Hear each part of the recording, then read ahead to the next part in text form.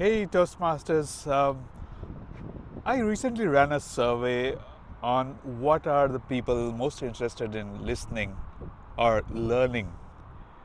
And what is strange was, I think I put around 10 votes, and everybody wanted to learn about how to give an entertaining speech.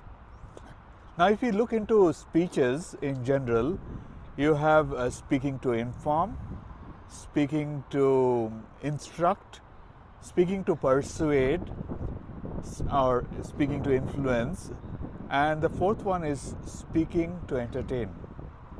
And then there are there's another speaking subcategory is around speaking to honor somebody or toast somebody. But if we focus on speaking to entertain, it is one of the hardest, I would say, skill, in fact, hardest type of speech which you would ever prepare as in your Toastmaster project. Now, why is it so hard? Now, let me explain to you why it's hard. Now, speaking to entertain, we go back to the concept of entertainment. Entertainment is one of the basic needs of a human being. Now, you'd ask me, how can entertainment be the basic human need? Now, look into cavemen.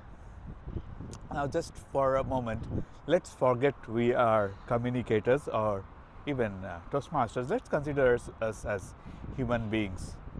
Now, when you remember the cavemen, and if you look into the ancient caves, they had cave paintings. Now, you'd ask me, why would they do cave paintings? Were they bored? I think they did it to entertain themselves, to tell stories. Now, what I'm hinting, entertainment is the basic need since the caveman ages, and it will still be the need. Now, to hone entertainment or to become a entertaining and engaging speaker, I have a small framework. But before we move on to the framework, let's understand the basics of, let's go back to the Greek philosopher Aristotle. And what does he tell about public speaking in general? Now, if you go to Aristotle's triangle of rhetoric, now Aristotle was a Greek philosopher and scientist. He created a triangle of rhetoric.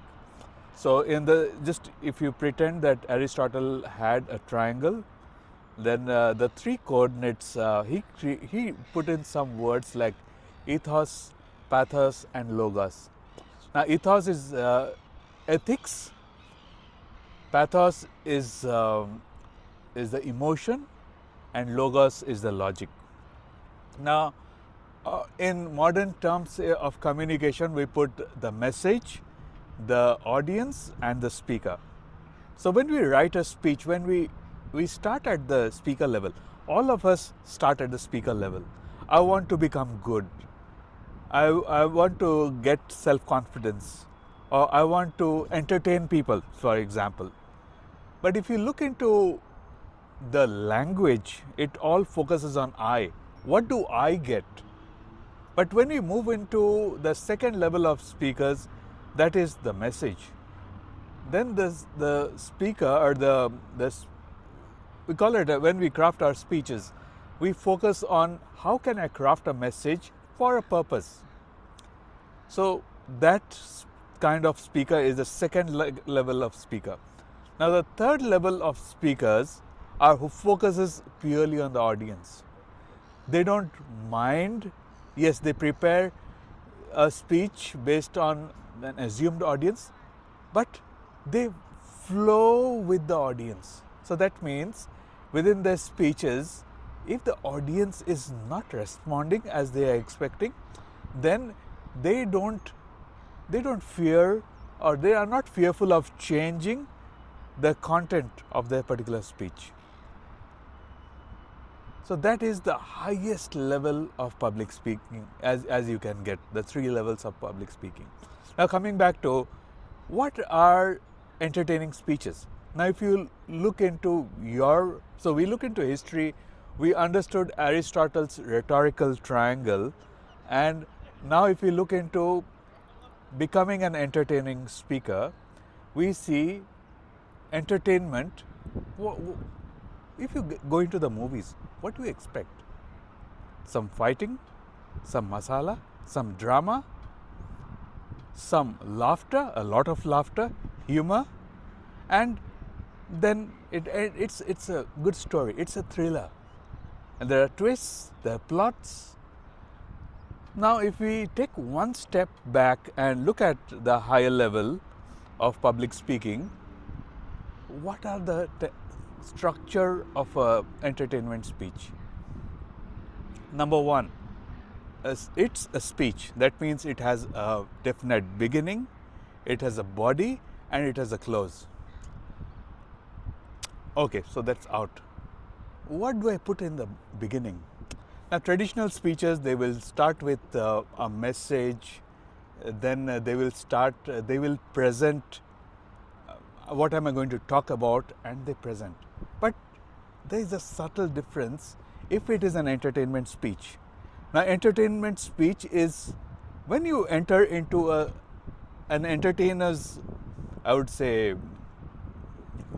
if you are an entertainer's audience, they start with an attention-grabbing headline. Yes. Sometimes they put in a time and put you right in the scene of action. They will shock you to just get hold of their attention. That means they might start with a funny humor segment, or might start with a scene, start with some characters, get into the scene and start enacting. So that's the introduction. In the body, and just before we move into the body, in the introduction, they will plant the conflict as early as possible. So then the audience is hooked into understanding how that conflict is resolved, and that's the rest of the speech. How is the problem is resolved. That's the introduction taken care. Now, in the body, they can have, in the speech meta structures, they can have stories pointing to a same theme, or they can have various stories in. Now, when we look into the various story meta structure, it will have a story and it will have a point. A story and a point. But in an entertaining speech, typically it is a single or couple of stories woven together cleverly to hold on to the audience's attention. Now, we'll talk about storytelling in a later segment, but coming on to, okay, I have written a few stories. What do I write in the conclusion? In going back to the body, it's important to have some twists. So take the audience in a generic path, but ensure you twist the conclusion. And this is where the first segment of rhetoric, that is hyperbole, comes into the picture. As an entertainer, we sometimes exaggerate some of the elements. Exaggeration is key. So once we exaggerate certain aspects of our characters, say for example, my grandma had a nose like an elephant. So that's a long exaggeration. Once you put in exaggeration, it adds a lot of humor value into your presentation. And people are just on the edge, expecting when is the next laughter coming. And that adds entertainment value. And then finally, in the conclusion, leave them with a message. So we saw the audience, and that essentially is the call to action. The audience is moved emotionally. They are bought in. They are laughing, enjoying, they are listening to your story. But if imagine there is no message at the end, I think that opportunity is lost. So just tie in any light message. It need not be heavy, any light-hearted message that you want the audience to change. That, my friends, is a structure of entertaining speech. Just to wrap up, we discussed the need for entertainment. We went to the cavemen.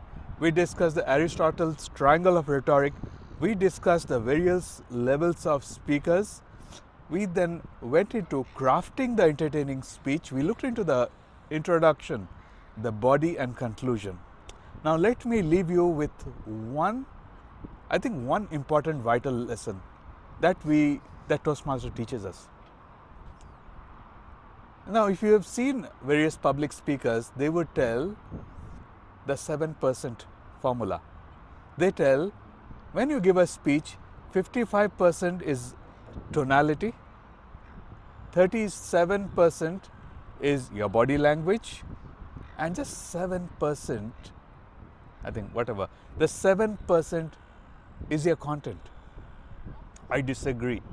I wholeheartedly disagree, because that fact is from, it's known as the Mehrabian Myth, where he studied and came up with a study, and he was misquoted, and it's been misquoted since forever, because it's a study in the 1970s, 60s.